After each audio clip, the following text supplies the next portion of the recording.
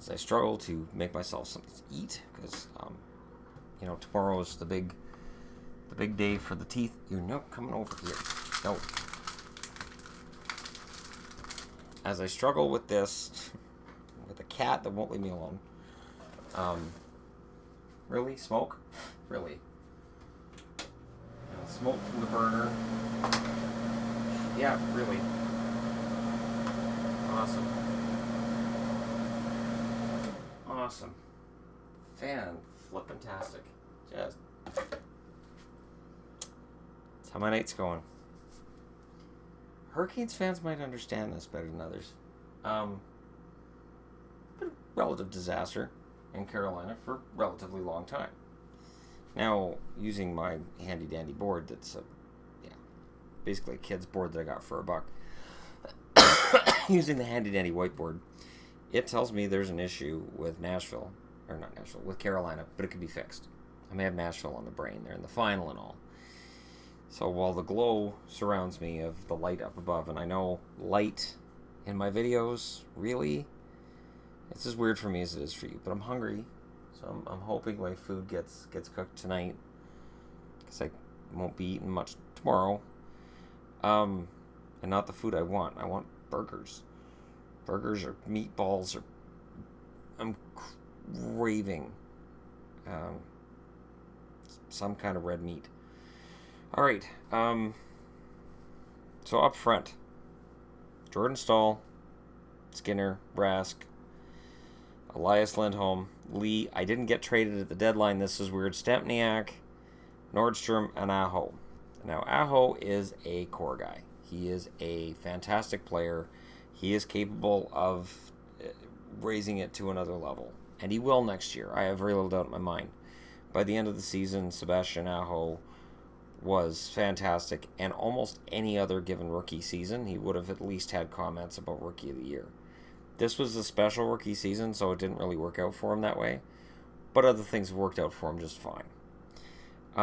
Then on the restricted list, you have Brock McGinn, you have Teuvo Teravainen, Di Giuseppe, who I know ended up in the minors, but I think he played pretty well for them when he was up, and the other Erik Karlsson, who I think played well enough to have a shot, but that's still not enough forwards. Carolina has a problem. Then on the blue line, you've got Falk, great guy, Hanifin, entry-level contract, those things are very handy, Dahlbeck, good defenseman who's not overpriced at all. Pesce, Murphy, and Slavin. Very, very solid top six. And then in the minors, Hayden Fleury's going to get a shot soon. Is McEwen going to get a shot? Roland McEwen was the draft pick that the Canucks should have used, instead traded to get Lyndon Vay from LA. It was seen as a steal for LA to get McEwen, and then they traded him to Carolina. So now there's no saying one way or the other whether McEwen will ever be what he was thought to be before the draft. There was a lot of talk about top four defensemen. This guy's going to be a stud, and then it just hasn't really worked out for him yet. But because he's in Carolina, because injuries happen, and you have a young blue line, who knows? In net, you have Darling and Ward. I'm not writing down Lack. Lack technically is under contract for next season. They'll either trade him or buy him out. They have $27.3 million in cap space. There is a lot of cap space right now. But they got to sign players. They don't have a deep lineup. They don't have what they need right now to compete. And yet, when at the end of the season I was asked which of the teams that missed the playoffs do you think can make the playoffs next year, I said Carolina. But in order for them to come through on what I said, they have to fix this. You can't have a lineup that's that young, that inexperienced, and get into the playoffs or do anything when you're there. When Stempniak is your veteran leader, and I like Lee Stempniak a lot. I think he's capable of putting up a lot of points. I think he's been underrated his entire career, but he's not really a top six guy. So Carolina could use with an injection of depth. I think the talent's already there. You look up front, you got Aho, you got Skinner, you got Rask, you got Lindholm, you got Stahl. That's a pretty damn decent top 5.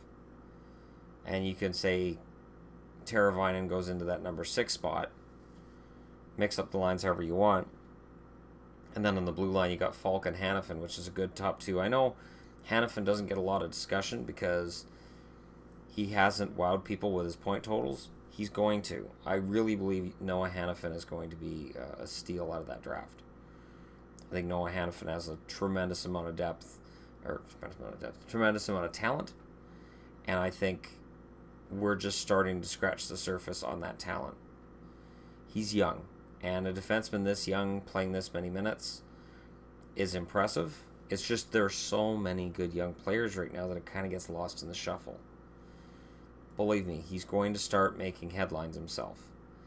And I love Pesce and I love Slavin. I think both of them have tremendous upside to them. So I became a big Carolina fan during the year. Adding Darling as the starting goaltender for next year is both gutsy and smart.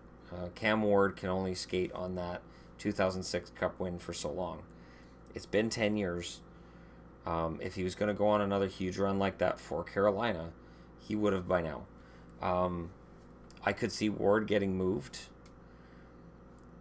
They have Nedeljkovic in the minor. Or Nedeljkovic? No, I'll just say with Nedeljkovic. It doesn't make any sense to pronounce the J.